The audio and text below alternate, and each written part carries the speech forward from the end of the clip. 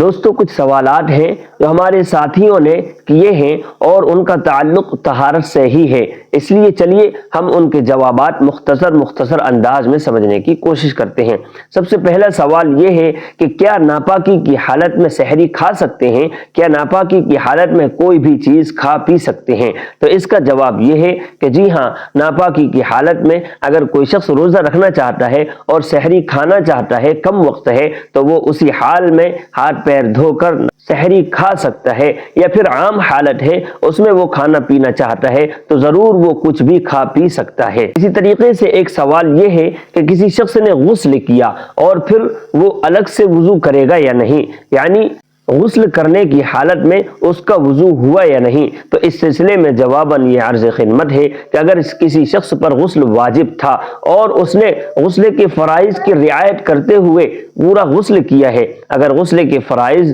آپ کو دیکھنا ہے تو اس پر ایک مستقل ویڈیو بنایا گیا ہے، اس کی لنک آپ کو مل جائے گی، وہ ضرور اس کو دیکھ لیجئے۔ تو اگر کسی شخص نے غسل کی رعایت کرتے ہوئے پورا غسل کیا ہے تو اسی حال میں اس کا وضو بھی ہو جائے گا، اس کو الگ سے مستقل وضو کرنے کی ضرورت نہیں ہے۔ اسی طریقے سے ایک سوال یہ کیا گیا ہے کہ اگر کسی شخص کے کپڑے ناپاک ہو جاتے ہیں، اس پر پیشاب کے قطرے یا منی کے قطرے وغیرہ لگ جاتے ہیں، تو کیا ان کپڑوں کو پورا دھونا لازم اور ضروری ہے یا پھر اتنا ہی حصہ دھو لیں گے اور ان کو پہن کر نماز پڑھ سکتے ہیں؟ تو اس سلسلے میں جواباً یہ عرض خدمت ہے کہ اگر کسی شخص کے کپڑے کے کسی ایک حصے پر ناپاکی اور گندگی لگ جاتی ہے تو اس کے لیے پورا کپڑا دھونا لازم اور ضروری نہیں ہوتا، بلکہ کپڑے کے جس حصے پر ناپاکی اور گندگی لگی ہے صرف اتنے حصے کو اچھے طریقے سے پاک صاف کر کے دھو لے تو پھر اس کو پہن کر بھی نماز پڑھنا جائز اور درست ہوتا ہے۔ واللہ اعلم بالصواب۔